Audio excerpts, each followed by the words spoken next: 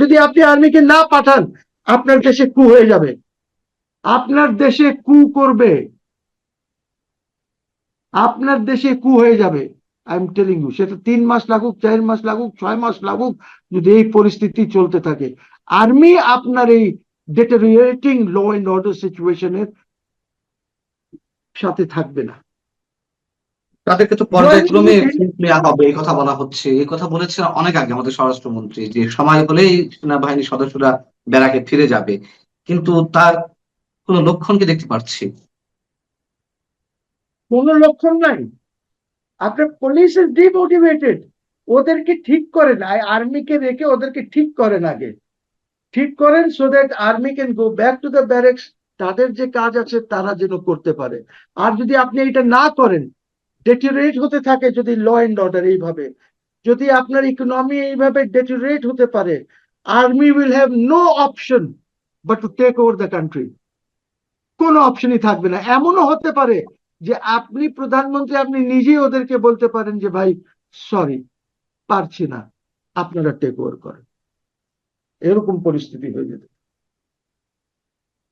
তাহলে আশার আশা জায়গা নিয়ে কোনো জায়গা আপনি দিতে পারছেন কিনা? না, আশা এখন তো আমি দেখতে পাচ্ছি না। আশা তখনই দেখবো যখন পলিটিক্যাল স্টেবিলিটি হবে। পলিটিক্যাল স্টেবিলিটির মধ্যে আপনার যে লেক্সিকন আছে, আপনার ডিকশনারি থেকে দোসর শব্দটা বের করতে হবে। This must go out of your dictionary. কিন্তু ওটাই তো নাম্বার আমার টু, রাজনীতি। জি, নাম্বার নাম্বার টু, টু। আপনাকে আওয়ামী লীগকে রাজনীতি করতে দিতে হবে। যে নোটিফিকেশনটা করেছিল ইউনূস, ওই নোটিফিকেশনটা আপনাকে উইথড্র করতে হবে, সো দ্যাট দেশে সবাই মিলে রাজনীতি করতে পারে এবং দেশে ইউনিটি হতে পারে। এখন 5, 6, 7 কোটি লোক আপনার বিরুদ্ধে আছে, এই সরকারের বিরুদ্ধে। আপনি মনে করছেন যে আপনি 2010টা বা 15টা বা 19টা সিট পেয়ে গেছেন, মহিলা সিট নিয়ে আপনার অনেক সিট হয়ে গেছে, এই কোনোটাই কাজ দেবে না। Because Sheikh Hasina is coming, Sheikh Hasina is coming, and Sheikh হাসিনার coming means tornado. Sheikh Hasina যখন বাংলাদেশে ঢুকবে, there will be a tornado. আর টর্নেডো জানেন তো, তার রাস্তায় যে আসে সব সোয়েপ্ট হবে। শেখ হাসিনা ইজ নট আপনাদের মতন না। Sheikh Hasina has intellect, Sheikh Hasina has brains, she is a good manager. আপনি দেখেন এত লুটপাট এর মধ্যে সে কিভাবে দেশকে ম্যানেজ করেছে। যে রিক্সাওয়ালা বলছে যে আমার ওই সময় আয় বেশি ছিল, এবং দে গিভ ফিগার্স যে আমি এত আয় করতাম, এত খরচ করতাম, এত বাসায় পাঠাতাম, এখন আমার আয় কমে গেছে। শুরুতেই জি, যে বিষয়টি এখন টক অফ দ্য কান্ট্রিতে পরিণত হয়েছে, রংপুরের স্কুল শিক্ষক গণপতি চক্রবর্তী সহ তার পরিবারের 4 সদস্য নিহত হলেন, সেটিকে কেন্দ্র করে পুলিশ যেই বক্তব্য দিচ্ছে এবং যাদেরকে আটক করা হয়েছে, মুগ্ধ এবং সিদ্ধার্থ নামক 2 যুবক বা কিশোরকে, অনেকে বলছেন যে এটি জজ মিয়া নাটক, আসল ঘটনা লুকানো হচ্ছে। আসলে কি হচ্ছে এটি নিয়ে, যেহেতু যেহেতু সারা দেশে এটি নাড়া দিয়েছে? জি, দেখুন, there to things. Number one হচ্ছে যে পুলিশ যে কথাগুলি বলছে তারা ন্যাচুরালি হয়তো কোনো বেসিসেই বলছে, এবং যাদেরকে অ্যারেস্ট করেছে তারা তো একই সমুদায়ের লোক। সো জিনিসটা স্পষ্ট হবে যখন পিআইবি ইনভেস্টিগেশন শুরু করবে। বিকজ থানার পুলিশ তো ইনভেস্টিগেশন করবে না, ওদের দায়িত্ব না। ওরা এফআইআর পর্যন্ত থাকবে, তারপর এটা দিয়ে দেবে পিআইবি কে। তো পিআইবি থরলি ইনভেস্টিগেট করবে, তখন বোঝা যাবে যে এইটা কি জজ মিয়া টাইপ নাটক কিনা। যখন তারা ইনভেস্টিগেট করবে, তখন ব্যাকড্রপে যখন আমরা এই জিনিসগুলি দেখব যে পুলিশ কি বলেছে। তো আমার মনে হয় এইটা এইটা তো যাই হোক, হোয়াট এভার, যার যাওয়ার, the Chakraborty family has gone. এখন যেটা হচ্ছে সেটা হলো এটা কেন হলো। দিস স্পিক্স ভলিউম যে আপনার ল এন্ড অর্ডার কত খারাপ। আপনার এই সময়ে এত খারাপ ল এন্ড অর্ডার তো ছিল না। সো এই ল এন্ড অর্ডারে আপনি কিভাবে একদিকে দেখেন সরকারের ল এন্ড অর্ডারের অবস্থা জানেন, আমরা সবাই দেখেছি যে কিভাবে জঙ্গিরা ইমেল দিয়েছে 6টা 7টা দূতাবাসকে। আমরা দেখছি, একদিকে দেখছি যে আপনার সিকিউরিটি কাউন্সিল বলছে যে বাংলাদেশের মধ্যে একটা ওদের রিপোর্ট বলছে which is খুবই খারাপ জিনিস, জঙ্গিবাদের কথা বলছে তারা। সো এই জিনিসটা আছে, এটা কে বলছে? সিকিউরিটি কাউন্সিল বলছে। তারপরে এখানে অনেকেই বলছে যে হুজি আছে, আরো অনেক আল কায়দা আছে, সব এখন এখানে খুব active. But this government is not doing anything to contain this menace. It's a menace যেটা আমাদের দেশটাকে ধ্বংস করে দেবে। এখন আপনি দেখেন একদিকে আপনার আনএমপ্লয়মেন্ট দেশে বেড়ে চলেছে, ফ্যাক্টরিজ আর ক্লোজিং, মিল কারখানা আর ক্লোজিং। আমি দেখলাম ইসের পার্টেক্সের বললো যে আমি আমার পার্টেক্সের যে চেয়ারম্যান, সে বলল যে আমি আমার বোর্ডের যে কারখানা আছে এটা বন্ধ করে দিয়েছে। আমার 5টা স্পিনিং মিলস আছে, এই 5টা স্পিনিং মিলস আমি বন্ধ করে দিচ্ছি। সো এই যে বন্ধ হচ্ছে, এইগুলির তো লোকজন কোথায় যাবে? সো আপনার এই সময় আপনি যদি মনে করেন যে আপনি এটা ম্যানেজ করতে পারবেন না, আর শুধু আপনি ম্যানেজ করবেন, if the prime minister is there only to manage himself, অর্থাৎ হিমসেলফ বলতে আমি যেটা বোঝাচ্ছি যে তার পাবলিক ইমেজ, সে একটা পিআর ক্যাম্পেইনে যদি নেমেছে ফর হিমসেলফ, দেশের তো পিআর আপনি করছেন না, দেশ ইজ গোয়িং নোওয়ে। আপনি বলবেন 6 মাস, আপনি এই চক্রবর্তী ফ্যামিলি মারা গেল কেন? কিভাবে মারা গেছে? আপনার পুলিশ কোথায়? আপনি তো ডিমোটিভেট করে রেখেছেন পুলিশকে। শেখ হাসিনার সময় পুলিশ আপনার এই অবস্থা তো ছিল না। I mean everything was controlled, একটা ল অ্যান্ড অর্ডার ছিল। আমি ট্রাফিকের কথা বলি, আপনি তো একটা সাংঘাতিক শিক্ষিত লোককে যে আপনার পার্লামেন্টে দাঁড়ায় সব সময় সে প্রত্যেক মিনিস্ট্রির উত্তর দেয়, খালি তারটা না, যে কোনো ministry, he is master of all. ঠিক আছে? সো আপনি এই এই লোকটাকে, সে তো, ওকে তো খুব গুরুত্বপূর্ণ, আপনার কাছে তো এমনি লোক নাই, এই 2-1 জন আছে যারা পড়াশোনা জানে, আর তো কেউ নাই। এই সরকারের law and order position is terrible. আপনি এখন পর্যন্ত ব্যাংকস গুলিকে ঠিক করতে পারেন নাই, because you do not know যে কাকে কি করবেন। খুসরু সাহেব is not a man who should be in finance. You have a governor who does not understand finance. উনি বাইরে মিটিং এ গেলে চুপ করে বসে থাকেন, বিকজ ওনার কথা বলার কিছু নাই, এত টেকনিক্যাল টার্মিনোলজি হয় এখন এইটার মধ্যে, যে he is not use to this terminology. উনি ব্যবসায়ী মানুষ, ব্যবসা করেন, ঠিক আছে, আপনি ওনাকে দিয়েছেন, দেখা যাক, আপনি দেখেন কোথায় যান আপনি। এই যে ব্যাংকস গুলির অবস্থা দেখেন, লোকজন প্রত্যেকদিন ব্যাংকে গিয়ে কাঁদতেছে। সেদিন দেখলাম একটা লোক বলছে যে আমার মেয়ের বিয়ে আছে, আমি টাকা তুলতে পারছি না, আমাকে টাকা দিচ্ছে না, আমার জমানো টাকা। আই মিন এই হলো ব্যাংকের। এন্ড আপনার আপনার প্রোগ্রাম, প্রাইম মিনিস্টারের প্রোগ্রাম গুলি চলছে, পাবলিক ওয়া ওয়া তালি, এটা চলছে ওনার।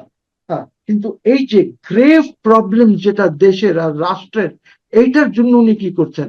আজকে আপনি ইন্ডিয়ার সাথে যে সম্পর্কটা নষ্ট করলেন, এই নষ্ট করার পিছে আপনার কি উদ্দেশ্যটা কি ছিল? আপনি সেখানে গেলে তো আপনি কথা বলতে পারতেন, আমাদের গঙ্গার পানি চুক্তিটা শেষ হচ্ছে ডিসেম্বরে, এইটার রিভাইভালে আপনি তিস্তা নিয়ে কথা বলতে পারতেন। আপনি এই যে আপনার বর্ডারে ফেন্সিডেলের, আমার এখানে কিন্তু এখন মাদকের খুব খারাপ অবস্থা, পুরো গ্রাম গঞ্জে মাদক চলছে, একদম গ্রামে গঞ্জে সব চলছে। অনেক জায়গায় ওসি সাহেবরা গিয়ে মিটিং টিটিংও করছেন গ্রামে, আমি যতটুকু খবর পেয়েছি। তো আপনি কোনটায় 6 মাসে তো আমরা দেখতে দেখতে পাচ্ছি সবকিছু। আমি আবার বলি, আপনি যদি দেশকে এগিয়ে নিতে হয়, আপনার দোসরদের সাথে, মানে আওয়ামী দোসর যাদেরকে আপনারা চিহ্নিত করেছেন বা চিহ্নিত করেন, ওদের সাথে কথা না বললে আপনি কোনোদিন আপনার অর্থনীতি ঠিক করতে পারবেন না। যেমনটি আমি বলি, সামিট, আপনি সামিটকে দোসর মনে করে আপনি দূরে ঠেলে রেখেছেন, মনে হচ্ছে যে তারা মেহতর। ওদের সাথে আপনি যদি কথা না বলেন, দে আর দি ওয়ান্স, ওদের পুরো পৃথিবীতে ওদের নেটওয়ার্ক আছে, এলএনজি কিভাবে আসবে, পাওয়ার কিভাবে আপনার এখানে ঠিক হবে, এইগুলি ওনার সাথে বলেন। আপনি 3-4 মাসে অ্যাটলিস্ট আপনার পাওয়ারের সিচুয়েশনটা, এলএনজির সিচুয়েশনটা ভালো হবে। আপনি যেখানে এলএনজি কিনতেছেন এখন $22-24 করে, মার্কেটে রেট তো কম। ইভেন জাপান কোরিয়ান যে ইয়েটা আছে ওইখানেও রেট ইজ কম, ওর চেয়ে আপনি $2 বেশি করে আপনি ইউনাইটেড স্টেটস থেকে কিনেছেন। তো না, কিন্তু আপনি অবশ্য হচ্ছে যে আওয়ামী দোসরদের সঙ্গেই কেন কথা বলতে হবে? আওয়ামী দোসর ব্যবসায়ী ছাড়া কি আর কোনো ব্যবসায়ী নাই দেশে? না, আর ওই লেভেলের ব্যবসায়ী নাই তো। আপনার সামিটের লেভেলের ব্যবসায়ী কোথায় আসে? বসুন্ধরার লেভেলের ব্যবসায়ী কোথায় আসে? আপনি আমাকে বলেন। এই এমজিএ তো খুচরা ব্যবসায়ী। These are people who can help you. আপনি এখন বলেছেন, আপনারা বলেছেন যে আপনারা কিছু উদ্যোক্তা তৈরি করবেন। তো ওই তৈরি যাকে করবেন, যারা তৈরি আছে, ওদের হেল্প না নিলে আপনি, আই টেল ইউ, 2 ইয়ার্সে কিচ্ছু হবে না। 2 ইয়ার্সে আরো নিচে চলে যাবে, যেটা খুশবু সাহেব বলেছেন। আপনি পারবেনই না 2 ইয়ার্সে এটা ঠিক করতে। এখন আপনি বলবেন কি করব, ইরান আছে, ইউক্রেন আছে, ওমান আছে, কুয়েত সব ডিস্ট্রয় হয়ে যাচ্ছে এই ইরানের যুদ্ধের জন্য। সো আমরা কি করতে পারি? অন্য দেশরাও তো চলছে, আপনি অন্যদের সাথে কথা বলেন। আপনি, you see, you are not in a this government or the leader of this government has not attained the stature যেটা শেখ হাসিনার ছিল। Let me be very clear. আজকে শেখ হাসিনার যে স্টেজের আছে, আজকে ধরেন ইন্ডিয়া আর চায়নার মধ্যে যে দ্বন্দ্ব একটু আছে, ওইটা মিটাতে হলে Sheikh Hasina can do it. You don't have this stature, the Pakistanis don't have that stature. যে এই দুইজনের দ্বন্দ্ব, because India will never accept Pakistan, China may accept. আর চায়না তো মোটামুটি, পাকিস্তান তো মোটামুটি চায়নার দোসর। কাজে ওই এইখানে only Statesman in south Asia যে এই দুই রিজিনাল পাওয়ার্স কে একত্র করতে পারে। এটা একত্র করলে আমাদের সবাই অনেক সমস্যার সমাধান হয়ে যাবে, because this are big powers এবং এদের অর্থনীতি ইজ অনেক বড়। অফকোর্স চায়নার অর্থনীতি ইন্ডিয়ার চাইতে অনেক অনেক বড়, কিন্তু আজকে দেখেন আপনি, এত কিছু হওয়ার পর কি চায়নার ইন্ডিয়ার ট্রেড রিলেশনশিপ নাই? Billions and billions of dollar, আমি জানি না 20 বিলিয়ন না কত বিলিয়ন ডলারের এক্সপোর্টস, ইম্পোর্ট করে আর এক্সপোর্টও করে। ওই যে টিকটক বিকটক বন্ধ করেছিল, সব খুলে দিয়েছে। সো আমার কথা হচ্ছে যে আপনি ওই স্টেচারটা এটেন করতে পারছেন না, আপনাকে চায়না লাইক করছে না। China does not like you. আপনি, your visit was a total failure, because আপনি কিছুই করতে পারেন না ওই ভিজিটে। সো এখন কথা হচ্ছে যে রিজনাল পাওয়ার্স কে বাদ দিয়ে আপনি 2000 কিলোমিটার দূরের পাওয়ার্স দেখে তারপরে আপনি বলছেন কি মেক্কা অ্যাকর্ডে আপনি ঢুকবেন। আপনার কি পাকিস্তানের লেভেলের ডিফেন্স প্রোডাকশন, ডিফেন্সে এক্সপোর্ট, আপনার ডিফেন্সের আর্মির সাইজ এবং ওদের যে পাওয়ার, ফায়ার পাওয়ার যেটা আছে, they are competing with India. ওদের air force, navy, Saudi Arabia has got money, ওরা কিনতে পারে সবকিছু। Turkey has the biggest force in NATO. আপনি কি, আপনি কি মেক্কা অ্যাকর্ডে যাবেন? Egypt is a much bigger force than you. আপনি কি মেক্কা অ্যাকর্ডে কি করবেন? এখন আই না মিন গেলে তো এইগুলি সৌদি আরব থেকে তেলও আসবে না, এলএনজি আসবে না, তাদের যে সহযোগী রাষ্ট্রগুলো আপনাকে আছে মেক্কা তাদের কাছ অ্যাকর্ডে থেকে। তো নেবে না, হয়তো Pakistan will try to push you, তাদের হুম। নিজের ফায়দার জন্য। কিন্তু আপনার তো লেভেলটা নাই, আপনার তো এই ফায়ার পাওয়ার নাই। ইউর আর্মি, এয়ারফোর্স, নেভি, কারোর ফায়ার পাওয়ার নাই। আর ওদের তো ফায়ার পাওয়ার আছে। Look at the Pakistanis, look at the Saudis, look at the Turkish army, biggest army in NATO, Turkey. So আপনি, পাকিস্তানের air force has done so well, Pakistan plane বানাচ্ছে, ওদের এই জন্য ওরা ওই মেক্কা অ্যাওয়ার্ডে গেছে। এই জন্যই তাদেরকে এখন তো সবাই যাইতে চায়, কুয়েত সবাই যাইতে চায়। Even Lebanon wants to come in. Lebanon, Lebanon এখন মনে করছে, আমি লেটেস্ট নিউজ দিচ্ছি, লেবানন মনে করছে যে ইসরায়েল থেকে বাঁচার জন্য only alternative is to bring in Pakistan and Turkiye এখানে। লেবানন, ওরা করতে আমি যাচ্ছে। আমি যদি আইন শৃঙ্খলা দিকে একটু তাকাই আর কি, মহসিন রশিদ, এই যে সারা দেশে মানে গত 3 মাসে যে পুলিশের হিসাবে যেটি পাওয়া যাচ্ছে, গত 3 মাসে খুন হয়েছে 334 জন। এবং সারা দেশের আইন শৃঙ্খলা পরিস্থিতি, চাঁদাবাজি, এগুলো তো আছেই। পাশাপাশি যে ঘটনাটি টক অফ দ্য কান্ট্রিতে পরিণত হয়েছে রংপুরের বিষয়টি, এবং দূতাবাসে যে সন্ত্রাসী হামলার হুমকি, সেটি আবার পুলিশের পক্ষ থেকে বলা হচ্ছে চাঁদা দাবি করে নাকি সন্ত্রাসী হামলার হুমকি দেওয়া হয়েছে। এবং চাঁদার বিষয়টি নিশ্চয়ই দূতাবাসগুলোর পক্ষ থেকে কতটুকু বলা হয়েছে আমরা জানি না। সবকিছু মিলিয়ে যে আমরা বিনিয়োগের আশা করছি, আমরা অন্য রাষ্ট্রের সহযোগিতা আশা করছি, এইগুলো কি মেসেজ দিচ্ছে বাইরের রাষ্ট্রগুলোতে, কি মেসেজ যাবে? এবং কাউন্সিলের যে হিসাব, জি, ইনভেস্টমেন্ট আনা ইজ এ জোক, এটা কমেডি করেন না। আপনার এখানে কে ইনভেস্টমেন্ট আসবে? বুঝি, যেখানে আপনার নিজের ফ্যাক্টরিজ আপনার দেশে বন্ধ হচ্ছে, আনএমপ্লয়মেন্ট হচ্ছে, কেন হচ্ছে? বিকজ আপনার ল এন্ড অর্ডার নাই দেশে। দেশে আপনার ইউটিলিটি, আই মিন গ্যাস নাই, পানি নাই, পাওয়ার নাই। আপনার দেশে এই অবস্থা তো শেখ হাসিনার সময় ছিল না। সে যতই লুটপাট করুক, people were still happy. Maybe Mohsin Rashid was not happy, অনেক কথা বলেছে তখন, কিন্তু এখন যখন আমি যাই, লোকজন আমাকে বলে দ্যাট আমরা অনেক ভুল করে ফেলেছি, আমরা খুব ভুল করেছি শেখ হাসিনাকে সরিয়ে। তাই ইনভেস্টমেন্ট আসবে। ইনভেস্টমেন্টের জন্য আপনার কি দরকার? ইনভেস্টমেন্টের জন্য প্রথমে আপনার দরকার ইউটিলিটিস গুলি ঠিক হতে হবে, অর্থাৎ পাওয়ার, গ্যাস, এটসেট্রা। তারপরে আপনার নাম্বার 2 দরকার হচ্ছে দেশে স্টেবিলিটি থাকতে হবে, পলিটিক্যাল স্টেবিলিটি থাকতে হবে। আপনার এখানে তো পলিটিক্যাল স্টেবিলিটি জিরো। তারপরে আপনার ল এন্ড অর্ডার ঠিক থাকতে হবে। তারপরে আপনার কন্ট্রাক্ট রেজলিউশন লাগবে। বা আমার যদি আজকে কোনো গভর্নমেন্টের সাথে, কারোর সাথে কোনো যদি সমস্যা হয়, তাহলে I can go to a court and quickly resolve this problem. বা আমার কোনো লোকাল পার্টনারের সাথে যদি অসুবিধা হয়, আমি কোর্টে। আপনার এখানে কিচ্ছু নাই, আপনার তো ইনফ্রাস্ট্রাকচারই নাই। Where is your infrastructure to invite investment? আর আপনি কি করলেন? ওই ব্যর্থ বিডার যে আশিক চৌধুরী আছে, yes, he might be very good in talking, he might be very good in making ওই যে আপনার কি বলে ওইটাকে, সেমিনার, সিম্পোজিয়ামে বক্তৃতা বা স্লাইডস, এইগুলি পাওয়ার বানানোর পয়েন্ট, মধ্যে। প্রেজেন্টেশন দেওয়া, জি। PowerPoint, he might be an expert, but PowerPoint will not bring you investment. আগে তো লোকাল ইনভেস্টমেন্ট দেখেন। কি আজকে যদি আপনি সামিটকে বলেন, বা বসুন্ধরাকে বলেন, বা এমজিআই কে বলেন, বা আপনি ওরিয়নকে বলেন, বা কাউকে বলেন যে আপনারা লোকালি এই একটু এই এই ইন্ডাস্ট্রিটা লাগান, এই কাজটা করেন, ওরা কেউ করবে? করবে না। Because they will not get bank financing.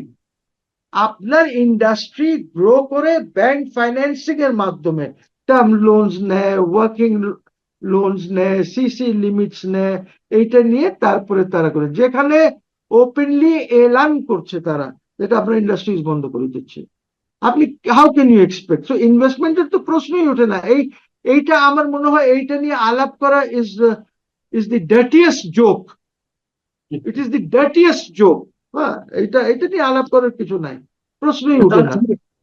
আমি একটা বিষয় স্পেসিফিকলি জানতে চাচ্ছিলাম, এমনি তো ইকোনমিক পরিস্থিতি খারাপ, আমাদের রাজনৈতিক যে টালমাটাল অবস্থা, শেখ হাসিনা ফিরে এলে কি হবে, না ফিরে এলে কি হবে, নানান ইস্যুতে কাজ করছে। এদিকে তাদের অভ্যন্তরীণ যে রাজনীতি, আপনি বলছেন তারা মিলেমিশে সরকার চালাচ্ছে, জয়েন্টলি সরকার চালাচ্ছে, তার মধ্যেও জামাতে এই অভিযোগ।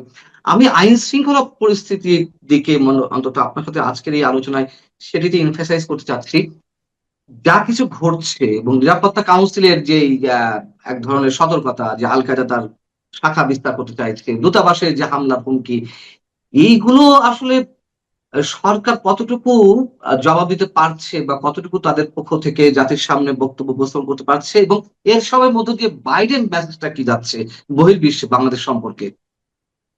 দেখেন, সরকার কিছুই করতে পারছে না। Because law and order maintain করতে হলে আপনার which is the law implementing authority?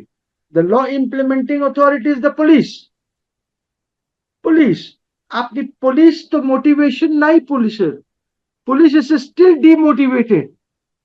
Police, আপনি যতক্ষণ পর্যন্ত পুলিশ সদস্যরা যারা মারা গেছে আর যারা এই হত্যাকাণ্ড চালিয়েছে ওদেরকে যতক্ষণ পর্যন্ত আপনি চার্জ করবেন না, আপনি ওদেরকে ইমিউনিটি দিয়ে দিয়েছেন যে না ওদেরকে কিছুই করা যাবে না। এই যে থানাগুলি পুড়িয়েছেন, পুলিশ পুলিশ তো হাঁটু কাঁপে পুলিশের। Have you tried to motivate them? Yunus তো করে নেই। আমি অনেকবার বলেছি যে পুলিশকে মোটিভেট করতে হবে, দে আর ডিমোটিভেটেড। আপনার কি কারেন্ট হোম মিনিস্টার আজ 6 মাস যাবত উনি আছেন, উনি পুলিশের মোটিভেশনের জন্য কিছু করেছেন? উনি কি ঢাকা মেট্রোপলিটন পুলিশ কমিশনারেটে গিয়ে কি ঢাকা শহরের সব ওসিস বা ওদেরকে নিয়ে আলাপ আলোচনা করেছেন? ওদেরকে বুঝিয়েছেন যে কি? বা আর চিটাগং, রাজশাহী, রংপুর যত কমিশনারেটস আছে, সিলেট টিলেট যা আছে, ওইখানে গিয়েছেন? কতক্ষণ লাগে? প্রাইম মিনিস্টার কি মিটিং করেছেন ল এন্ড অর্ডার আপনি বলছেন ঠিক করার জন্য? কিভাবে ঠিক হবে?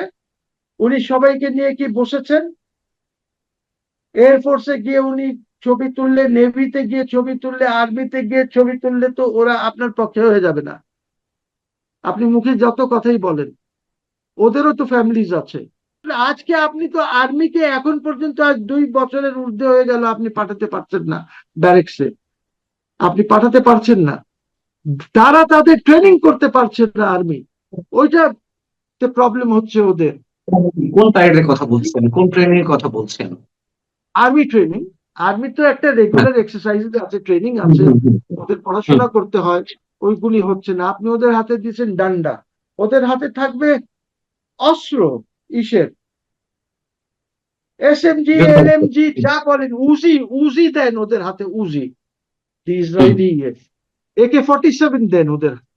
আপনি ওদেরকে লাঠি দিচ্ছেন পুলিশকে, ওদেরকে ডরায় public. They were the last force. আপনি ওকে সামনে নিয়ে আসছেন, এখন পুলিশের সাথে কাজ করতে হয়। আপনি কি করছেন পুলিশের জন্য? আপনি ল এন্ড অর্ডারের যে কথা বলছেন, আপনার আমাদের এখানে কত পুলিশ আছে দেখেন, টুরিস্ট পুলিশ আছে, হাইওয়ে পুলিশ আছে, দুনিয়ার পুলিশ আছে আমাদের এখানে, কিন্তু কাউকে মোটিভেট করেনি। আপনার তো আর্মি লাগবেই না, আপনার র্যাব আছে, আপনার সোয়াট আছে, আপনার আরো একটা কি যেন আছে, আর্ম ব্যাটালিয়ন আছে পুলিশের, 2-4 লোক না তো। What have you done to motivate them? আপনার আর্মি লাগবে কেন? Send the army back to the barracks. এদেরকে বলেন ল এন্ড অর্ডার ইয়ে করতে, নাহলে জীবনেও আর্মিকে ব্যারেকে পাঠাতে পারবেন না। আর যদি আপনি আর্মিকে না পাঠান, আপনার দেশে কু হয়ে যাবে, আপনার দেশে কু করবে, আপনার দেশে কু হয়ে যাবে। আই এম টেলিং ইউ, সেটা 3 মাস লাগুক, 4 মাস লাগুক, 6 মাস লাগুক, যদি এই পরিস্থিতি চলতে থাকে, আর্মি আপনার এই ডেটেরিয়েটিং ল এন্ড অর্ডার সিচুয়েশনের সাথে থাকবে না।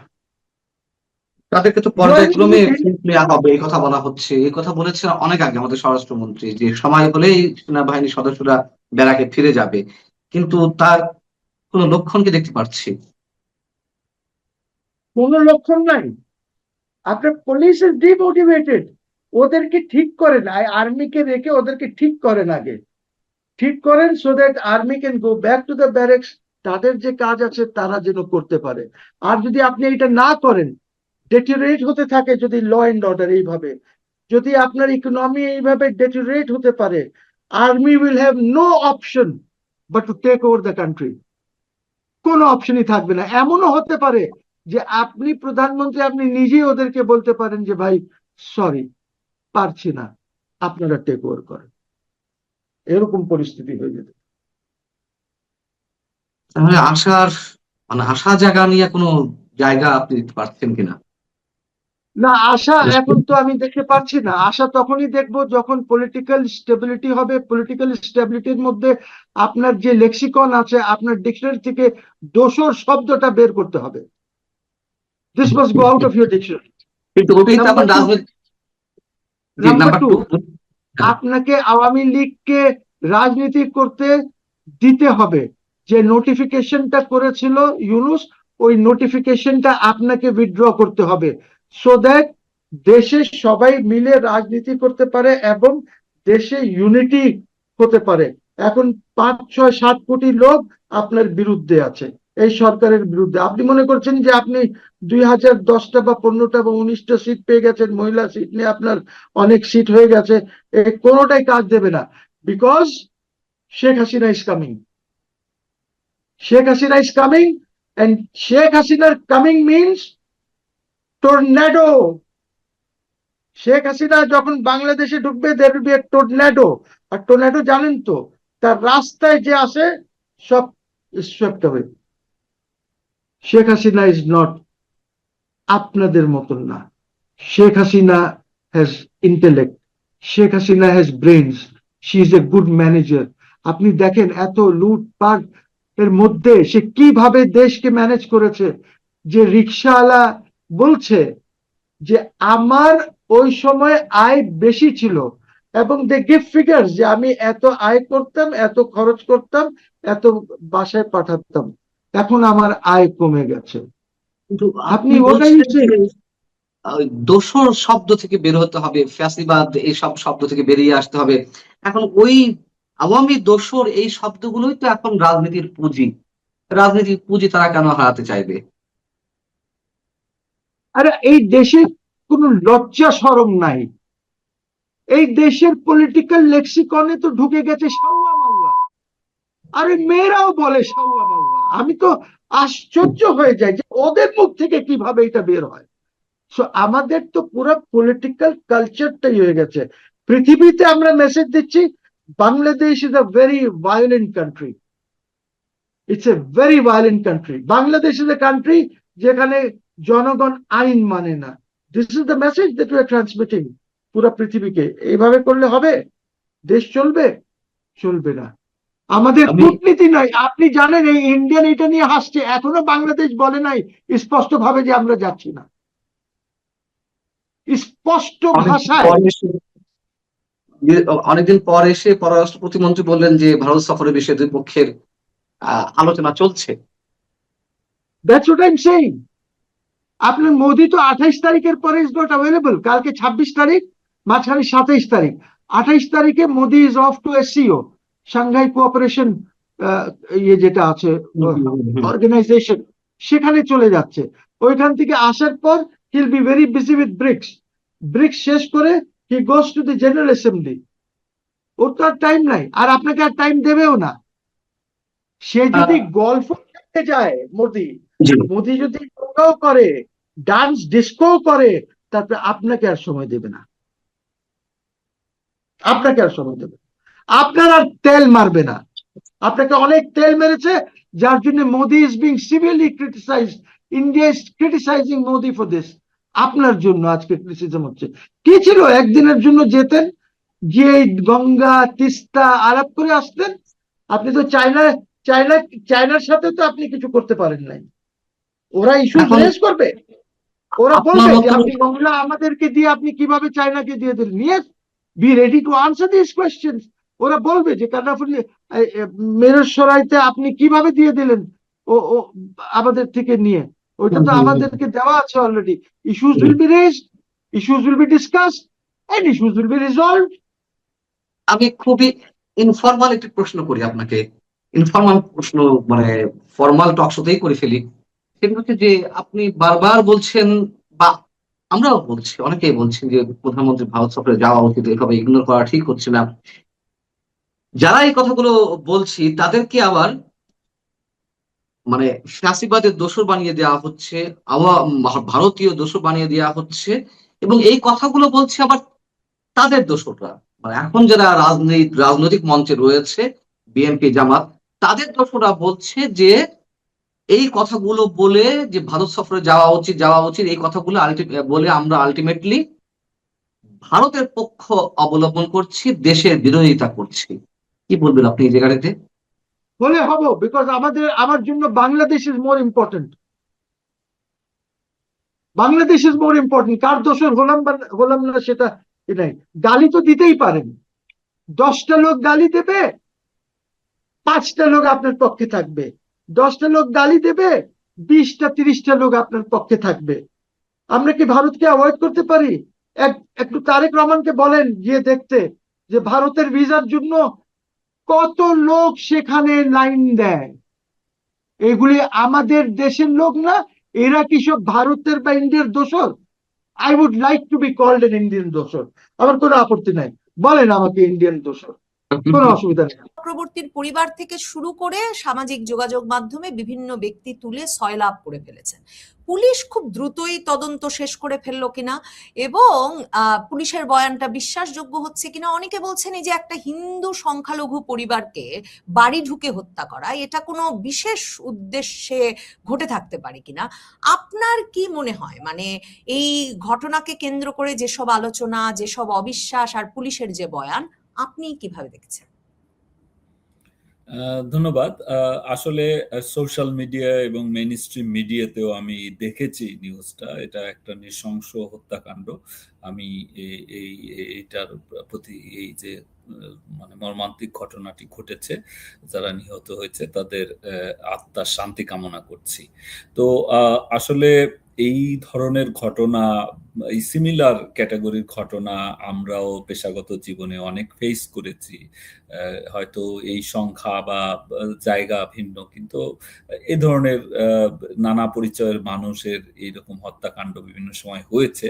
তো সেগুলো তদন্ত করতে গিয়ে আমরা দেখেছি কখনো কখনো অবিশ্বাস্য কোনো তথ্য আসলে বেরিয়ে এসেছে, বাট সেটা সাক্ষ্য প্রমাণ দিয়ে যাচাই করে তারপরে একটা সিদ্ধান্তে পৌঁছতে হয়েছে। তো এখানে যেটি পুলিশ দুইজন আসামিকে অভিযুক্ত হিসাবেই গ্রেপ্তার করেছে, যারা বয়সে তরুণ বলা যায়, এবং তারা ইয়াবা সেবী বলে দাবি করা হয়েছে যে তারা ইয়াবা খেতে গিয়েছিল পাশের ছাদে, সেখান থেকে মানে এটি দেখে ফেলা এবং বাধা দেওয়ার কারণে ওই ছাদে বা সিঁড়িতেই হত্যা করেছে স্কুল শিক্ষক গণপতি চক্রবর্তীকে, এবং তারপর তার বাসার ভিতরে ঢুকে ওয়াইফ আছে প্রীতিলতা চক্রবর্তী এবং আর দুই সন্তান, অর্থাৎ মেয়ে ইউনিভার্সিটি পড়ুয়া বা পাশ করেছে সদ্য, এরকম একটি কন্যা এবং আর একটি শিশুকে হত্যা করেছে। তো এই ঘটনার ক্ষেত্রে কতগুলো, আমি সোশ্যাল মিডিয়ার প্রেক্ষিতেই বলছি, আমি যেহেতু এক্স্যাক্টলি ঘটনার তদন্তকারীদের সাথে বা তদন্তে কি কি তারা পেয়েছে সেটি আমি এক্স্যাক্টলি জানি না, যতটুকু তারা প্রকাশ করেছে ততটুকু দেখেছি। তাতে অনেকগুলো অসঙ্গতি, অনেক প্রশ্নবোধক চিহ্ন আসলে এসেছে। যে মানে একটা প্রশ্ন আমি দেখেছি যে একেবারে এরা যে আইনগত ব্যাখ্যাগুলো খুব ভালো বোঝে বা তদন্তের যে সূত্রগুলো, ফরেনসিক ডিজিটাল ফরেনসিক্স এগুলো বোঝে বা অপরাধ বিজ্ঞান পড়েছে বা অপরাধ বিজ্ঞানের সূত্র জানে, সেটি নয়। কিন্তু সাধারণভাবে যে প্রশ্নটা এসছে, ডেড বডি পাওয়া গেছে আবার বেডরুমে, তো সিঁড়িতে বা ছাদে নাকি রক্তেরও কোনো চিহ্ন নাই। তারপরে এই দুই তরুণ সম্পর্কে যারা গ্রেপ্তার হয়েছে তাদের সম্পর্কে তাদের বাবা মা এবং এলাকাবাসী অনেকে বলছে যে তারা মাদক সেবী নয়। এটি এই তথ্যগুলো এসেছে। তারপরে শার্ট নিয়ে দেখলাম একটা বিভ্রান্তি, যে আগের রাতে পুলিশ সদস্যের গায়ে যে শার্ট, আর পরের দিন অভিযুক্ত দুইজনের একজনের গায়েও সেম শার্ট। তো শার্ট ধরেন এটিও মানে কাকতালীয় হতে পারে, অথবা কি ঘটনা সেটি আসলে পুলিশকেই এটার ক্লারিফিকেশনটা দিতে হবে। তো এর বাইরে প্রশ্ন আসে যে হ্যাঁ, এই দুইজন চারজনকে হত্যা করতে পারে কিনা। হ্যাঁ, এটা সম্ভব, একেবারে সম্ভব নয় তা না। দুইজন চারজনকে হত্যা করতে পারে, বা এই ঘটনা যে একেবারে মানে যেভাবে এখন এই ঘটনাগুলো যেহেতু অনেকগুলো প্রশ্নবোধক চিহ্ন এসেছে, অনেকগুলো অসঙ্গতি এসেছে, এইটা পুলিশকেই আসলে ক্লিয়ারিফাই করতে হবে, এবং সেই সাথে এখানে ডিজিটাল ফরেনসিক্সটা খুব গুরুত্বপূর্ণ।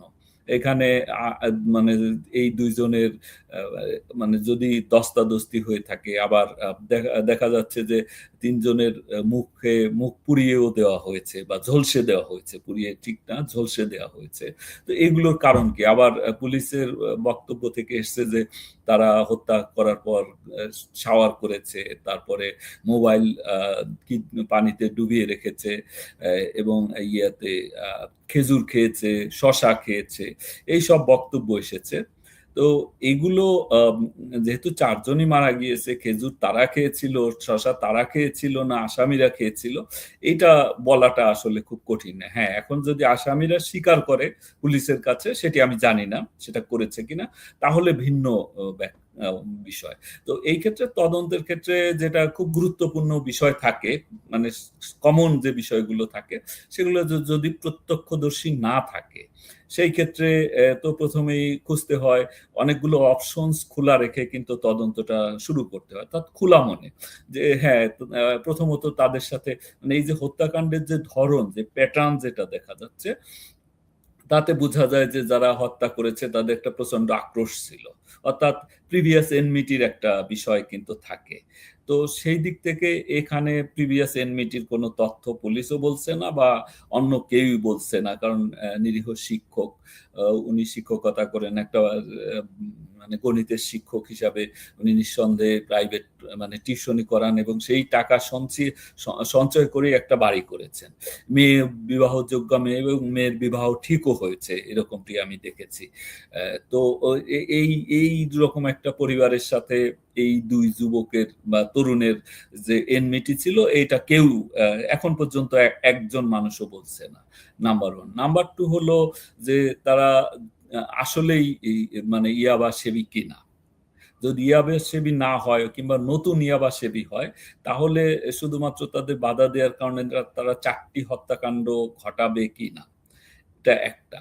তারপরে আবার বলা হচ্ছে, হ্যাঁ যদি কেউ ইয়াবায় মানে গভীরভাবে আসক্ত হয়, অর্থাৎ ভীষণ আসক্ত হয়, যে ইয়াবা সেবন করার পর মানে অতিরিক্ত ইয়াবা সেবনের কারণে তার সেন্স সেটা কাজ করে না, এটা যদি হয়ে থাকে, সেই ক্ষেত্রেও এই হত্যাকাণ্ডগুলো বিশেষ করে বাসায় ঢুকে, আবার যদি তাকে আমি ধরেও নেই যে ছাদে বা সিঁড়িতে হত্যা করা হয়েছে, সেই ক্ষেত্রে আবার বাসায় ঢুকে এই আরো 3টা মানুষকে হত্যা করা, কিংবা এই যে শাওয়ার করা, খেজুর খাওয়া, শশা খাওয়া, তারপর মোবাইল আপনার পানিতে ডুবিয়ে রাখা, এগুলো কিন্তু আবার মানে এই যে ক্রাইম সিনকে ইয়ে করার জন্য, অর্থাৎ যে ফুটপ্রিন্টস গুলো, যে সিগনেচার গুলো, সেগুলো গোপন করার জন্য যে চেষ্টা, অর্থাৎ মোবাইলগুলো সব।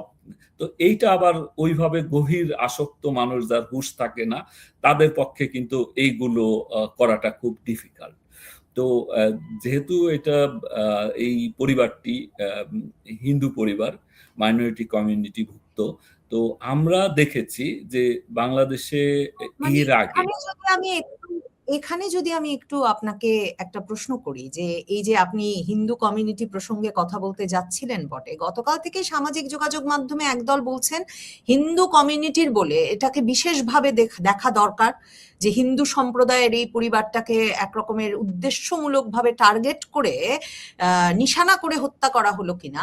অন্যদিকে আরেক দল বলছেন যে এটা একটা সামগ্রিক আইন শৃঙ্খলা রক্ষা পরিস্থিতির প্রসঙ্গ। আমি আপনার কাছে আসলে এখানে একটু জানতে চাই যে পুলিশ কি সংখ্যালঘু পরিবার টার্গেট হলে সেটাকে অন্যভাবে দেখে কিনা, এবং মানে প্রশ্ন তো নানা রকম উঠছে, পাশের নির্মাণাধীন ভবনটা রেখে, নিরিবিলি ভবনটা রেখে এই দুই যুবক কিভাবে নামলেন, এবং সাংবাদিকরা এই প্রশ্নও করেছেন যে 3তলা ছাদ থেকে দোতলা ছাদে নেমে তারা কি করে নিরাপদ থেকে মানে হাত পা না ভেঙে ইয়াবা খাচ্ছিলেন। আর ওই যে শক্তির প্রসঙ্গটা, যে 13 বছর শিশু মানেও কিন্তু তাদের সবচেয়ে ছোট যে সন্তান, ছেলেটা 13, মেয়েটা 25, স্ত্রী 50, গণপতি চক্রবর্তী নিজে 65, সুস্থ সবল 4টা মানুষ, মানে এটা সম্ভব কিনা। আর আপনি যে বললেন যে পুরোপুরি একরকমের আবার মানে এই ক্রাইম ধামাচাপা দেওয়ার কাজগুলো তারা খুব সুচারুভাবে করেছে বলে পুলিশ এখন বলছে, মানে এটা টার্গেট কিলিং কিনা, হিন্দু সম্প্রদায় বলে কিনা, এগুলো কি বাংলাদেশের পুলিশ দেখে? সকল নাগরিকই সমান, কিন্তু মানে এটা এভাবে দেখা হয় কিনা আলাদা করে, এবং দেখবার কারণ আছে কিনা। কারণ পৃথিবীর অনেক দেশে, মানে আমি জানি যুক্তরাজ্যে কিন্তু এই জিনিসটা মাথায় রেখে তদন্ত করা হয়, এটার একটা মানে এটাও একটা গুরুত্বপূর্ণ ফ্যাক্টর হয়ে ওঠে। আমি জানি না বাংলাদেশে হয় কিনা। দেখুন, এটি আসলে তথ্য, অর্থাৎ ক্লু অনুসন্ধানের হিসেবেই দেখা হয় যে মাইনরিটি কমিউনিটি হলে, হিন্দু সম্প্রদায় বা খ্রিস্টান সম্প্রদায়, সেটা মানে এদের ধরাই হয় সংখ্যালঘু, মানে অপেক্ষাকৃত দুর্বল মানে কমিউনিটি। এটি ধরো লঘু বললেই তো আসলে বোঝাই যায় যে এটা অপেক্ষাকৃত দুর্বল কমিউনিটি। তো সেইটার ক্ষেত্রে আর যে পার্সপেক্টিভ, যেটা অর্থাৎ 5 আগস্টের পর থেকে যেভাবে মাইনরিটিদেরকে মানে সেই তৌহিদি জনতা, আবারও বলি যে তৌহিদি জনতার উত্থান এবং ইসলামাইজেশন করার একটা যে প্রক্রিয়া চলমান, মানে এটাকে যে একটা সোশ্যাল মুভমেন্ট হিসাবে নিয়েছে সোশ্যাল ইসলামাইজেশন প্রসেসটাকে। তো সেই ক্ষেত্রে মাইনরিটি হিসাবে এটা অবশ্যই আলাদাভাবে গুরুত্ব দেওয়ার প্রয়োজন আছে। সেই সাথে আরেকটা বিষয় প্রণিধানযোগ্য, সেটা হলো আপনার আমরা দেখেছি, অতীতে দেখেছি যে কোনো টেরোরিস্ট অর্গানাইজেশন, যেটা অর্থাৎ মানে আপনি উগ্রবাদী বলেন আর যেভাবেই বলেন, সন্ত্রাস টেরোরিস্ট গ্রুপ বলেন, আউটফিটস, তাদের টার্গেট কিন্তু মাইনরিটি কমিউনিটি। এবং এই যে হত্যার যে ধরন, আপনার মনে থাকার কথা, বেশ কয়েক বছর আগে গোপীবাগে এক পীরের আস্তানায় ঢুকে 6 জনকে কিন্তু জবাই করে হত্যা করা হয়। তারপরে আমরা দেখেছি যে 2015 সালের মাঝামাঝির পর থেকে 2016 সালের কিন্তু বিভিন্ন সময়ে উত্তরবঙ্গ কেন্দ্রিক অনেক পুরোহিত, মানে ঢাকায় তারা ব্যর্থ হয়ে যাওয়ার পরে ঢাকায় তারা এই যে আইএস পন্থী যারা, যদিও আল কায়দা নিয়েই খুব বেশি কথাবার্তা হচ্ছে, কারণ জাতিসংঘের সিকিউরিটি কাউন্সিল থেকে এই বিষয়টা নিয়ে উদ্বেগ প্রকাশ করা হয়েছে বলেই এটি এসছে। কিন্তু প্রাসঙ্গিকভাবে যে বিষয়টা অনেকেই হয়তো লক্ষ্য করছে না, যে আইএস, ইসলামিক স্টেট পন্থী যারা, তারা কিন্তু মানে এই আল কায়দার চাইতে কম সক্রিয় নয় বাংলাদেশে। কারণ এই যে সাম্প্রতিককালে যে বোমা বিস্ফোরণের ঘটনা, বোমা উদ্ধারের ঘটনা, যাদের নাম বেরিয়ে এসছে, এরা কিন্তু সবাই আইএস পন্থী, অর্থাৎ নব্য জেএমবি। তো জেএমবি এবং পরবর্তীতে নব্য জেএমবির একটা প্যাটার্নই ছিল মাইনরিটি কমিউনিটিকে টার্গেট করা, এবং তারা এই অনেকগুলো হত্যাকাণ্ড কিন্তু ঘটিয়েছে। আমি যে সময়টা বললাম 2015 সালের মাঝামাঝি থেকে 2016 সালের একেবারে হোলি আর্টিজানের আগে পর্যন্ত উত্তরবঙ্গে দিনাজপুর, তারপরে রংপুর, কুড়িগ্রাম, ঠাকুরগাঁয়ে বিভিন্ন জায়গায় পুরোহিত হত্যা, তারপরে মন্দিরে হামলা, এগুলো করেছে। ফলে এটা কিন্তু এদের টার্গেটের ভিতরেই, অর্থাৎ এবং প্যাটার্ন যেটা, এই যে জবাই করা ঠান্ডা মাথায়, বা এই যে হত্যা করা, শ্বাসরোধ করে হত্যা করা, ঘরে ঢুকে, এত ফলে এই প্যাটার্ন কিন্তু এটার সাথে মিল আছে। মানে তাদের যে টার্গেট সিলেকশন, অর্থাৎ টার্গেট নেচার অফ টার্গেটস, সেইটার সাথে কিন্তু আবার এইটা মিলে। ফলে এই বিষয়টাকেও মাথায় রেখে, অর্থাৎ সবগুলো অপশনস ওপেন রেখেই আসলে তদন্ত কাজটা করা উচিত।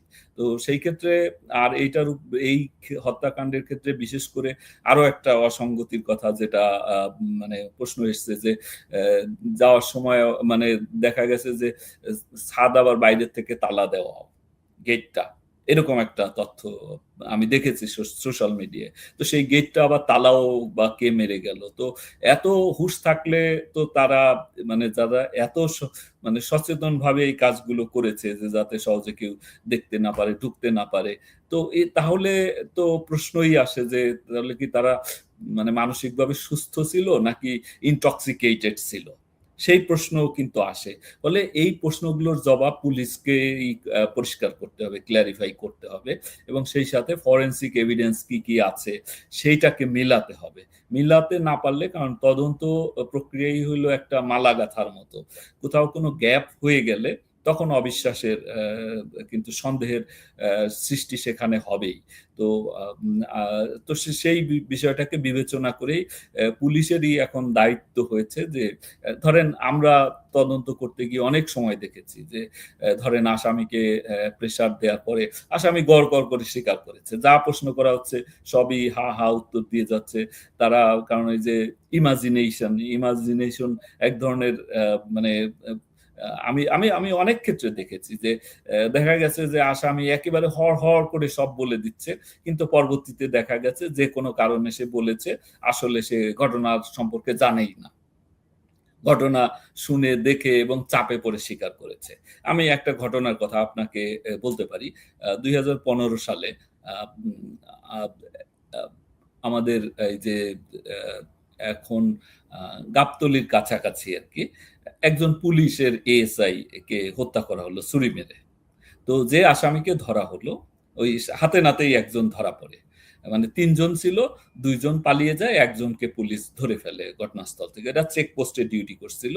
তো তখন দারুসালাম থানা এলাকায়। তো ওখানে তো ওকে ধরার পর থানায় নিয়ে যাওয়া হয়। থানায় নিয়ে যাওয়ার পর সে গড় করে বলতে থাকে যে এখানে বগুড়ার শাহজাহানপুরের ছেলে সে। শাহজাহানপুরের উপজেলা চেয়ারম্যান, ভাইস চেয়ারম্যান সহ অনেক বিএনপি নেতার নাম বলে, বিএনপি এবং জামাতের নেতা, যে তারা এই ঘটনার সাথে জড়িত, তারা এই হত্যা করতে পাঠিয়েছে। তো এইটা পুলিশ অ্যাকর্ডিংলি মামলা রেকর্ড করে, ওই থানায় মামলা হয়, এদেরকে নাম দিয়ে মামলা হয়, কেউ গ্রেপ্তার হয়, এবং সে ছাত্র শিবিরের সাথে জড়িত, এগুলো সে সব স্বীকার করে। তো মামলা হয়ে যায়। পরে আমি আসলে যাইনি, কিন্তু আমি তো তখন ডিবিতে, আমি জয়েন্ট কমিশনার, আমার এডিশনাল কমিশনার উনি নিজে গিয়ে জিজ্ঞাসাবাদ করে এসছে থানা থেকে। তো 2 দিন পরে, মানে এই আসামিকে পরের দিন রিমান্ডে পাঠানো হয়েছে, মানে কোর্টে পাঠানো হয়েছে, কোর্ট থেকে রিমান্ডে এনেছে। রিমান্ডে আনার পরে থানায় সে আছে। তো আমাকে আমাদের এক অফিসার বলতেছে যে স্যার, এই ঘটনাটা বোধহয় মানে মনে হচ্ছে এইরকম না। তো আমি বললাম কিভাবে? বলে স্যার, এই যে যা বলছে এটার সাথে মিল পাওয়া যাচ্ছে না, এখানে একটা জঙ্গিদের একটা পাওয়া যাচ্ছে, অন্য একটা সূত্র থেকে আমি জানতে পেরেছি এটা। তো আমি বললাম যে ঠিক আছে, তাকে আসামিকে নিয়ে এসো, আর মামলাটা আমরা নিয়ে এসি। তো তদন্ত ডিবিতে ন্যস্ত হলো, সাথে সাথেই ওই রিমান্ডে থাকা আসামিকে নিয়ে আসা হলো। তো রিমান্ডে ওদের জিজ্ঞাসাবাদ করার পর ও বলল, ও বাই দিস টাইম যেটা হয়েছে, হোসনি দালানে অ্যাটাক হয়ে গেছে। সরি, অ্যাটাকটা হয়নি, জাস্ট ওই অ্যাটাক হওয়ার 2 দিন আগের কাহিনী। তো ও বলল যে হ্যাঁ, মানে যেটা বলছে তাকে যেভাবে প্রশ্ন করছে, অর্থাৎ লিডিং কোশ্চেন করেছে, এবং তোর মাথায় একজন পুলিশ কর্মকর্তা পিস্তল ঠেকিয়েছে যে একেবারে গুলি করে, সত্যি কথা বল, গুলি করে। তো তখন তার কিছু টাইমও বাই করা দরকার ছিল, সেই টাইম বাই করতে গিয়ে সে হড় করে একটা গল্প বলে দিয়েছে। তাই মামলা কিন্তু হয়ে গেছে। তো তখন আমরা মূল অনুসন্ধানে এখানেও নামলাম। কিন্তু হড়হড় করেই বলা হচ্ছে, মানে যে দুজনকে ধরা হয়েছে দুজনই হড়হড় করে পুলিশের কাছেও স্বীকার করে ফেলেছেন। তারপরেই রংপুরের পুলিশ কমিশনার আব্দুল মাবুদ এসে সংবাদ মাধ্যমে কথা বলেছেন, আজকে আদালতেও এরা স্বীকারোক্তি দিয়ে দিয়েছেন। আরেকটা যেটা প্রশ্ন উঠেছে, এটাও খুব স্পর্শকাতর প্রশ্ন মনির ভাই, কিন্তু মানে এই আলাপটাও করতেই চাই, কারণ সামাজিক যোগাযোগ মাধ্যম সয়লাব, এবং আমরাও যেহেতু এখন এই মানে এক রকমের সামাজিক যোগাযোগ মাধ্যমেই তো কথা বলছি, যে দুজন অভিযুক্ত হয়েছেন এ দুজন তরুণও হিন্দু সম্প্রদায়ের। এবং ইত্তেফাক পত্রিকা আজকে লিখছে যে সামাজিক যোগাযোগ মাধ্যমে ব্যাপক প্রশ্ন জাগছে যে তদন্তে যুক্ত কর্মকর্তাদের পরিচয় নিয়ে, কারণ সিআইডির যিনি ইনচার্জ এই 4 খুনের ঘটনায় তদন্তের সঙ্গে যুক্ত, মরদেহ উদ্ধারে নেতৃত্ব দিয়েছেন যে উপকমিশনার, মামলার তদন্ত কর্মকর্তা, সবাই হিন্দু ধর্মাবলম্বী। এবং ইত্তেফাক লিখছেন গ্রেফতার 2 সন্দেহভাজনও একই ধর্মের অনুসারী। পুলিশ কর্মকর্তারা বলছেন এটা একটা নিছক কাকতালীয় বিষয়, কাউকে ধর্মীয় পরিচয়ে তদন্তে যুক্ত করা হয় নাই। কিন্তু এটা নিয়েও আরেকটা প্রশ্ন জাগছে। আর আপনি যখন বলছেন ওই যে প্রশ্ন করা হচ্ছে আর হড়হড় করে স্বীকার করে ফেলা, মানে 2 হিন্দু যুবকের জন্য তো স্বীকার না করা তার পরিবার, তাদের জন্য আরো বেশি বিপজ্জনক এবং স্পর্শকাতরও হয়ে ওঠে। সেগুলো এই তদন্ত কাজটিকে নানাভাবে প্রশ্নের সম্মুখীন করছে কিনা, মানে প্রশ্নটা এই প্রশ্ন যে এত রকম উঠছে তার পেছনে এটাও একটা কারণ কিনা? দেখুন, এইটা মানে এই যে ধর্মীয় মানে তদন্ত কার্যক্রমের সাথে যারা জড়িত, এরা কাকতালীয় মাইনরিটি কমিউনিটির হতেই পারে, হিন্দু সম্প্রদায়ের, বা মানে সম্ভবত চাকমাও একজন আছে, এরকম মনে হলো আর কি ছবিতে। তো এইটা কাকতালীয় হতে পারে, কারণ সিআইডি যে কর্মকর্তা, তার পোস্টিং তো আর হঠাৎ করে হয়নি, তার ওখানে পোস্টিং আছে। তো এইটা কাকতালীয় হতেই পারে। তো ওইটা হিসেব করেই, কিন্তু অনেক সময় হয়, আমরাও করেছি, যে ধরেন একটা নারীর ঘটনা যদি হয়, নারী নির্যাতনের বা নারীর কোনো সেন্সিটিভ বিষয় হয়, সেই ক্ষেত্রে আমরা নারী কর্মকর্তাকে নিয়োগ দেই তদন্তকারী কর্মকর্তা হিসেবে, কারণ তার সাথে খোলা মনে কথা বলতে পারবে, বা তার এক ওই যে নারী কর্মকর্তা হিসেবে, তদন্তকারী কর্মকর্তা হিসেবে সবারই থাকা উচিত, বাট তার একটু স্পেশালি যে নারী হিসেবে এক ধরনের সংবেদনশীলতা থাকবে।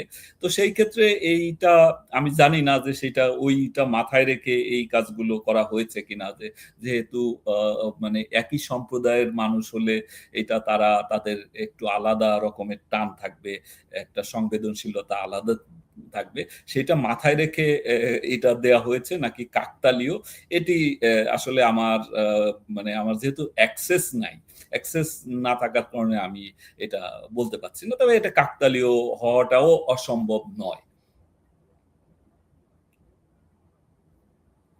আর অভিযুক্তদের ক্ষেত্রে মানে ধরেন আমি ভাবছিলাম যে মানে এই অভিযুক্তরাও হিন্দু হওয়ার কারণে এই বিষয়টা নিয়ে আরো বিশেষভাবে আলাপ হচ্ছে কিনা, এবং এর সঙ্গে যদি একটু যুক্ত করে দেই যে আপনি বলছিলেন যে পরে আপনারা গিয়ে দেখলেন যে যেসব অনেক ক্ষেত্রে জঙ্গি কানেকশন, এই যে হিন্দু খ্রিস্টান, হিন্দু পুরোহিত, সংখ্যালঘু সম্প্রদায়ের মানুষকে এর আগেও আপনারা 2012 থেকে 2016 সময় দিচ্ছেন, হ্যাঁ, এমনকি মানে পীরের বাড়িতে গিয়েও এমন ঘটনা, মাজারের যে খাদেম, এদের হত্যাকাণ্ডগুলো যেগুলো হয়েছে, এমনকি 2025-এর অক্টোবরে মার্কিন দূতাবাস কিন্তু সরকারকে জানালো যে তাদের দূতাবাসের ভেতরে অমুসলিম কর্মীদেরকে টার্গেট করা হবে, সে বিষয়টা তারা জেনেছে এবং তাদের বিশেষ নিরাপত্তা দরকার। কাজে কিন্তু আমার প্রশ্ন হচ্ছে যে একটা খুন সাধারণ খুন নাকি জঙ্গিরা খুন করেছেন, এটা কখন পুলিশ কর্মকর্তারা বুঝতে পারেন? জঙ্গিরা খুন করলে সাধারণত তো তাদের দায়িত্ব স্বীকার করার কথা, ক্রেডিট নেওয়ার কথা, নাকি এই বাংলাদেশে 90 জেএমবি বা এই জঙ্গি সংগঠনগুলো সেগুলো আগেও করতো না, এখনো তাই করছে না? মানে কি করে বোঝেন বা বোঝা যেতে পারে যে এটা একটা জঙ্গি কানেকশন আছে কিনা?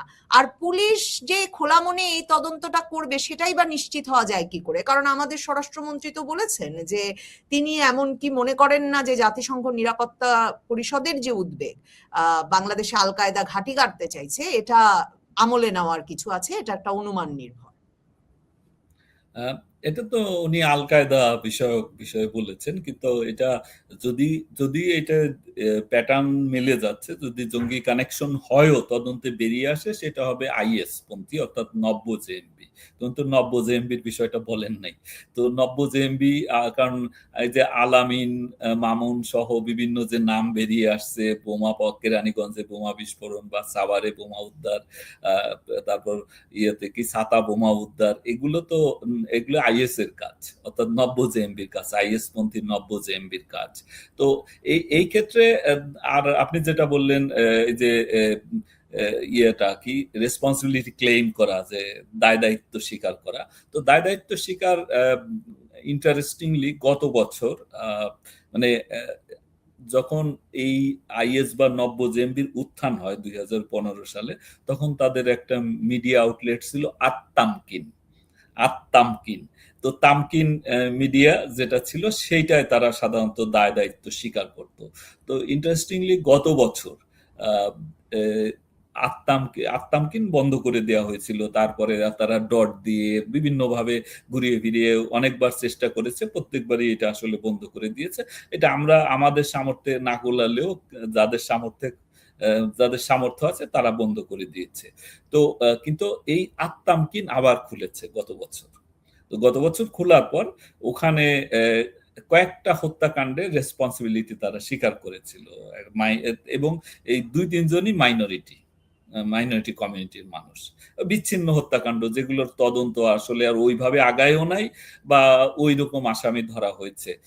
তো এইটা কিন্তু হয়েছে। তো পরবর্তীতে তাকে, কারণ যে দায় স্বীকার করছিল যে ছেলেটা, সে বাংলাদেশে থাকে, ফলে তাকে পরবর্তীতে তার যে গুরুরা, অর্থাৎ তার পিছনে যারা আছে, অর্থাৎ আইএস এর যারা একেবারে মূল নীতি নির্ধারক বাংলাদেশ বিষয়, তারা বলেছে এইটা নিরাপদ না, তুমি এটা ডিলিট করে দাও, তুমি দেশের ভিতরে থেকে এটা তুমি দায় দায়িত্ব স্বীকার করো না। তো ফলে দায় দায়িত্ব স্বীকার নাও করতে পারে দায় দায়িত্ব স্বীকার দিয়ে আসলে এটা বিবেচনা করার কোনো সুযোগ নাই।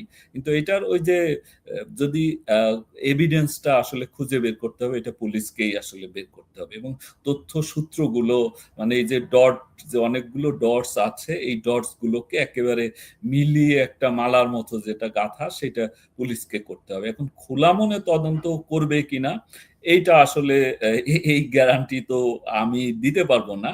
কারণ একটা সময় আমরা দেখেছি যে আমরা যখন চাকরিতে ঢুকেছি আজ থেকে ধরেন 30 মানে 27-28 বছর বা 30 বছর আগে, তখন একটা ট্রেডিশন ছিল যে মানে আমি যেমন একজন প্রফেশনাল থাকা অবস্থায় একজন ওসি কে পেয়েছি, ইন্সপেক্টর যিনি থানার ইনচার্জ ছিলেন। তো তার খুব সুনাম ছিল চিটং এর দিকে আর কি। চিটং এর বিভিন্ন থানায় তার পোস্টিং ছিল। পরে ভদ্রলোক অ্যাক্সিডেন্টে মারা যান, গাড়ি অ্যাক্সিডেন্টে। তো ওই ভদ্রলোকের খুব সুনাম ছিল যে সে ডাকাতি কেস তার একটাও আনডিটেক্টেড থাকে না। তো আমি প্রফেশনালদের কাছে আবার ওসিরা কিন্তু খোলা মনে কথাবার্তা বলে, কারণ জানে যে সে তো আর মানে ক্ষমতা নাই, প্রফেশনাল জাস্ট শিখতে আসছে। তো খোলা মনে কথাবার্তা বলে, সব কথাই সাধারণত শেয়ার করে। তো বললো যে স্যার আমার একটা কৌশল আছে। কি কৌশল?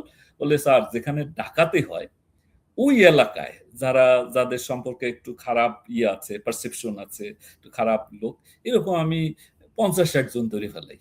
50-60 জন ধরে মাইল লাগাইলে এর ভিতরে দেখা যায় যে 2-4 জন বেরোইয়ে যায় যারা জেনুইন এই ঘটনার সাথে জড়িত। তো পুলিশ কিন্তু এই ধরনের তদন্ত এক সময় করেছে, সেটাও মাথায় রাখা দরকার। কিন্তু গত কয়েক বছরে মানে আপনার এই যে সায়েন্টিফিক যে ইনভেস্টিগেশন, সেটার ব্যাপারে পুলিশকে ট্রেন করা হয়েছে। তো এখন তো বলা হচ্ছে যে আগে সবই দলীয়করণ হয়েছে, কাজ হয়নি। কিন্তু আমি তো জানি যে একমাত্র সাগর রুনি ছাড়া আর কোনো সেন্সেশনাল মামলা মানে ডিটেকশন হয় নাই, এইরকম কোনো হিস্ট্রি গত অন্তত ঢাকায় গুরুত্বপূর্ণ ঘটনা আমার জানা মতে নাই। আর আমার একটা আছে যে নিলয় হত্যাকাণ্ড, ব্লগার নিলয় হত্যাকাণ্ড, এইটার তদন্তটা আমি শেষ করতে পারিনি, অর্থাৎ ডিটেক্ট করতে পারিনি। মানে নামগুলো পেয়েছি কারা করেছে, কিন্তু তাদের মূল আইডেন্টিটিটা আমি, অর্থাৎ টেক নেমটা, সাংগঠনিক নেমগুলো পেয়েছিলাম, বাট গ্রেপ্তার করা বা এটা পুরোপুরি করা সম্ভব হয়নি। আর তো সকল ঘটনারই তো সায়েন্টিফিক ইনভেস্টিগেশনের উপরে নানা রকম ট্রেনিং প্রোভাইড করা হয়েছে গত 15 বছরে। মানে পুলিশের যে ক্যাপাসিটি বিল্ডিং, সেই কাজটা হয়েছে। পাশাপাশি নানা রকম ফরেনসিক টুলস যেটা, সেগুলো সংগ্রহ করা হয়েছে। এবং এই যে সক্ষমতা বৃদ্ধি, অফিসার দেওয়া, যেমন রংপুর তো একটা বিভাগীয় শহর, যেটা একটা রেঞ্জ হয়েছে, তারপর মেট্রোপলিটন পুলিশ হয়েছে, এখানে অনেক অফিসার এসছে। আগে তো এটা ছিল না, আগে একজন এসপি থাকতো, তার নিচে এডিশনাল এসপি হয়তো একজন থাকতো, এএসপি থাকতো, এই ছিল সিনিয়র অফিসার। এখন তো ওখানে অন্তত 20 জন মানে কি বলে এএসপি আপওয়ার্ড অন্তত 20 থেকে 25 জন অফিসার ওখানে থাকে।